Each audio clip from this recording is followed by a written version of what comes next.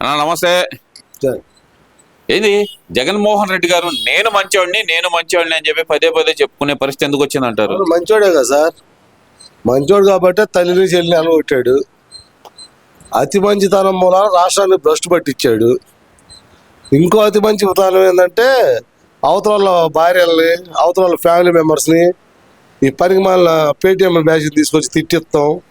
మరి ఇవన్నీ మంచితనాలేగా? అవన్నీ మంచితనాలే కదండి.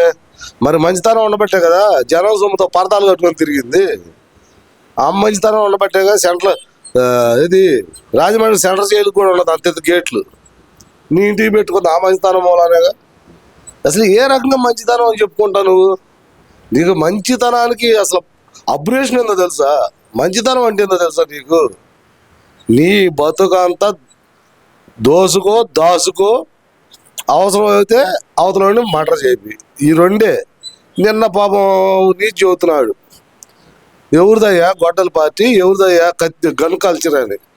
ఎవరిది చెప్పమాను? పరిటాల రవి మర్డర్ కేసు కానించి, నువ్వు మళ్ళీ పెద్దదోడు లేపు వంగవీటి మోహన్ రంగారావు గారు పులి, మోహన్ రంగారావు గారిని చంద్రబాబు చంపాడని ఆ రోజు దేవుని నేసులు చెప్పాడు. ఇది పార్టీలకు సంబంధం లేదు, కులాలకు సంబంధం లేదు, మా సొంత గొడవలు అని. సరే అది తీసేయండి, అది వరకు తీసేయండి. మరి ఆ దేవుని ఎవరు కొడుకుని నీ పక్కన పెట్టుకున్నావు కదా, ఇప్పుడు నీ పక్కన పెట్టుకున్నావు కదా. అసలు నేను మంచివాడు కాబట్టి వీళ్ళందరూ బతి తిరుగుతున్నారు అన్నారు. నీ తాతను చంపిన వల్ల ముద్దాయి సతీష్ రెడ్డి నీ పక్కనే ఉన్నాడు కదా.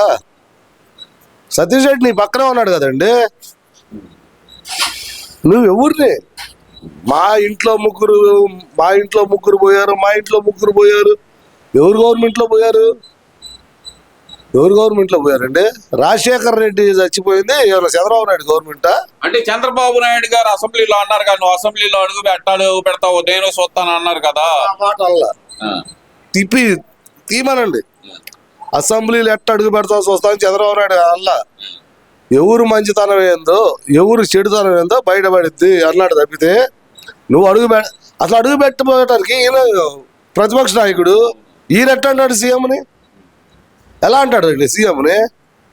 ఒక మాట అర్థం అనుకుందామండి. అసలు ఆ రకంగా అనుకుంటే ఇవాళ నువ్వు 11 మందితో ఊరికి పెడుతున్నావు. పొరపాటున అసెంబ్లీకి రావు. నీది 5 నిమిషాలు పడదు పీకేయాలంటే. ప్రతిపక్ష ఎమ్మెల్యే పదవి కూడా పీకేయచ్చు. కానీ చంద్రబాబు నాయుడు అటు చేసేవాడు కాదు.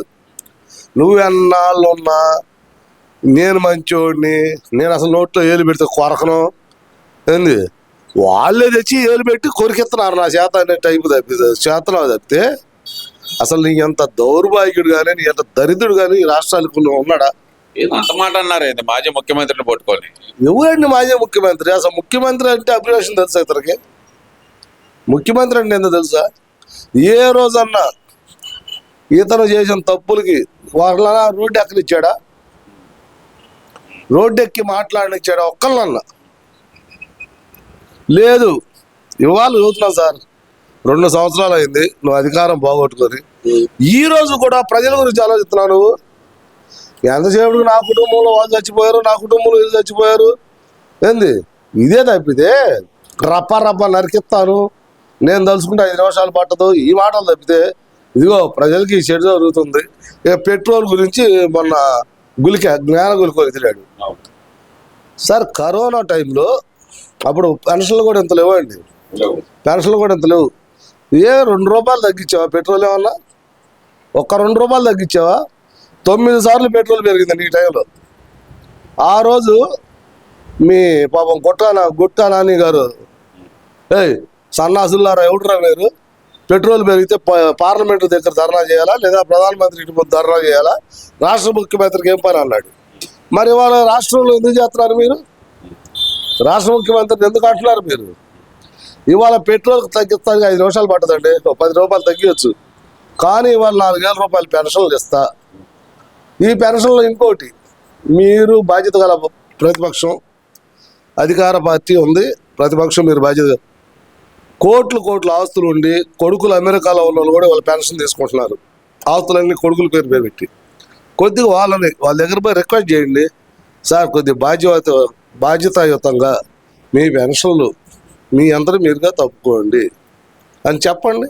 సరే, ఇవన్నీ ఓకే అండి, కాదంటలేదు. ఇప్పుడు ప్రధానంగా అసలు ఈ టాపిక్ అంతా రావడానికి గల కారణం ఏంటి?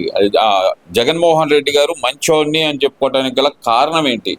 సార్ ఒక్క మాట అండి, నువ్వు మంచోడివి అది నువ్వు చెప్పుకోకూడదు, ప్రజలు చెప్పాలా. నేనే ఇదో పలానా ఏరయ్య మంచోడు, చెప్పుకుంటానండి, నేనే చెప్పుకుంటాను, నమ్మాలి కదా మీరు. ఏమండి అర్ధరాత్రి మర్డర్ చేసినోడు కూడా పొద్దున్నే మంచోడి కింద మారుతాడు, స్నానం చేసేస్తాడు, అది అయిపోద్ది మంచోడే. రైతులు మర్డర్ ఆ మాట నమ్మరా మీరు? నేను చెప్పుకుంటే నమ్మరా? అది ఎవడండి, నువ్వు మంచి అని 10 మంది చెప్పాలి కానీ నీ అంతా నువ్వు నేను మంచి ఎంతసేపు చెప్పుకుంటా? అది నువ్వు మంచోడు కాకపోతేనే నువ్వు అటు చెప్పుకునేది. అరే ఆ మాట అంటే చెబుతాను, నేను మంచివాడిని కాబట్టి నేను చెప్పుకుంటున్నానేమో. నీ అంత చండాలు పడు దరిద్రుడు లేదు కాబట్టి నువ్వు అటు చెప్పుకుంటున్నావు ఒక రకంగా. ఓరే నువ్వు మంచోడు అయితే నీ చెల్లెలు ఎందుకు తిట్టిద్ది? ఇంకో చెల్లెలు వివేకానంద రెడ్డి గారి కూతురు, ఆమె ఎందుకు తిట్టిద్ది? నువ్వు మంచోడివే, నువ్వు మంచోడు అయితే వివేకానంద రెడ్డి గారు చచ్చిపోయినప్పుడు ఏం చెప్పా? హార్ట్ అటాక్ అని చెప్పావు. కాసేపటికి రారాజు రక్త చరిత్ర అన్నావు. మళ్ళీ కాసేపటికి మా చెల్లెలను మా బాబాయ్ చంపారు, మా బాబాయ్ అన్నావు. ఇవాళ అంటావు దస్తగిరి బయట తిరుగుతున్నాడు అంటావు. 5 సంవత్సరాలు ఏం పీకా నువ్వు? 5 సంవత్సరాలు నీ గవర్నమెంట్ అధికారంలో ఉంది, నీ బాబాయ్ మీద ప్రేమ ఉంది. సరే దస్తగిరి మర్డర్ చేశాడు, నువ్వు ఏం పీకావు? 5 సంవత్సరాలు ఏం పీకావయ్యా? ఒక ఆమె ఉంది, ఆ కర్రీ బర్రె, ఇటువంటి వాళ్ళందరినీ రేతులు పొడి తాగేసి వాళ్ళు ఇష్టం వచ్చిన వాళ్ళు మాట్లాడతాం. పొద్దున్న హ్యాంగ్ ఓవర్ దాకా ఇష్టం వచ్చినట్టు మాట్లాడతాం. ఒక ఆడ మనిషిలాగా మాట్లాడతా రోజే. సరే, ఆ రోజే సంగతి పక్కన పెట్టిన లక్ష్మీ పార్వతి గారు అంటున్నారు కదా, మావనే వెన్నుపోటు పొడిచాడు, వీళ్ళని చంపడంలో పెద్ద లెక్కే ఉందలే అంటుంది కదా. ఒక విషయం సార్, మీకు స్ట్రోక్ వచ్చింది, ఏ డాక్టర్ ఫోన్ చేస్తారు? ఎవరైనా కార్డియాక్ కానీ జనరల్ డాక్టర్ కానీ ఫోన్ చేస్తారు. అంతే, ఆయన కడుపులు తీసే వాళ్ళకి చేయరుగా. అది ఎందుకు చేస్తారండి? ఎందుకు చేసింది మరి? ఎందుకు చేసింది? ఇప్పుడు సోమరాజు గారు ఉన్నారు సార్, సోమరాజు గారికి ఫోన్ చేయాలా? నువ్వెవరిని పిలిపించా? సోమరాజు గారు అంటే ఎన్టీఆర్ గారు పర్సనల్ డాక్టర్, ఆయన చెయ్యాలా? నువ్వెవరికి చేసా? దగ్గరలో గైనకాలజిస్ట్ మా వాళ్ళ జబ్బు గైనకాలజిస్ట్ తీర్చిద్దా? ఇప్పుడు సివిల్ డాక్టర్ వేరండి, సివిల్ అంటే అన్ని చూస్తారు కాబట్టి అది వేరు. ఆయన ప్రత్యేకంగా గైనకాలజిస్ట్ ఆమెను ఎందుకు పిలిచా? పోనీ ఇంకో విషయం, చనిపోయాడు, ఒక మనిషి చనిపోయాడు, ఎవరు ఫోన్ చేస్తారు ఫస్ట్? వాళ్ళ కుటుంబ సభ్యులకి. నువ్వెవరు చేసా? కోటలు భాస్కర్ రెడ్డి చేసా. ఏమండి, నువ్వు కావాలని ఎన్టీ రామారావు గారిని చంపి ఎంతకాలం ఉన్న ఎన్నుపోటు ఆ పోటీ 100 మంది చెబుతున్నారు. ఎన్నుపోటు కాదమ్మా, నీ మూలాన రాష్ట్రం భ్రష్టు పట్టకుండా నువ్వు ముఖ్యమంత్రి కావాలని కోరుకుంటే ఎన్టీ రామారావు గారిని ఆ రకంగా నువ్వు మెసరైజ్ చేస్తుంటే, ఆ రకంగా మేనిఫోల్డ్ చేస్తుంది రామారావు గారిని. పార్టీని రాష్ట్రాన్ని కాపాడుకోవడానికి 172 మంది ఎమ్మెల్యేలు మేము అందరం కలిసి చంద్రబాబు గారిని ఎన్నుకున్నాము. బాబు గారికి ఇష్టం లేదు, బాబు గారికి ఒకటే చెప్పాం, మేము నువ్వు కనుక వస్తే సరే ఉంది, లేదా అశోక్ గజపతి గారిని ఎన్నుకుంటామని చెప్పాం.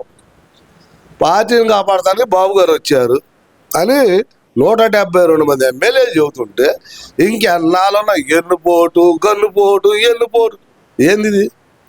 ఇప్పుడు ఈయన చేసిందేనండి, జగన్మోహన్ రెడ్డి చేసింది వాళ్ళ బాబాయ్ని పార్లమెంట్ సీటు కోసం, కడప పార్లమెంట్ సీటు కోసం. మరి వాళ్ళ బాబాయ్ని ఎన్నుపోటు వీళ్ళు పొడవలేదా? వాళ్ళ బాబాయ్ ఎమ్మెల్యే నుంచుంటే మరి వాళ్ళ అమ్మని నుంచోబెట్టి ఆయన ఎమ్మెల్సీగా ఆయన ఓడించలేదా? ఎమ్మెల్సీగా అదే ఎన్నుపోటు. ఇదే నీ బాబాయ్ సొంత బలం ఉంది, అతన్నే ఓడించావంటే అది ఎన్నుపోటు. అంటే పార్టీని కాపాడుకోవడానికి ప్రజలు ఎన్నుకున్న ఎమ్మెల్యేలందరూ బయటకు వచ్చి మాత్రమే ఎన్టీ రామారావు గారిని గద్దె దింపారు. అప్పటికి ఎన్టీ రామారావు గారిని బతిలాడారు, సార్ ఇది మంచి పద్ధతి కాదు, మీరంటే మాకు నమ్మకం, మా గౌరవం, ఆమె మాత్రం ఇట్లా చేస్తుంది అని. చంద్రబాబు నాయుడు అరే నా కొడక అన్నాడు రామారావు. ఇప్పుడు అన్నాడు ఎన్టీ రామారావు గారి అసలు ఆయన భాషలో ఎప్పుడు అరే ఒరే అనే మాట రాల.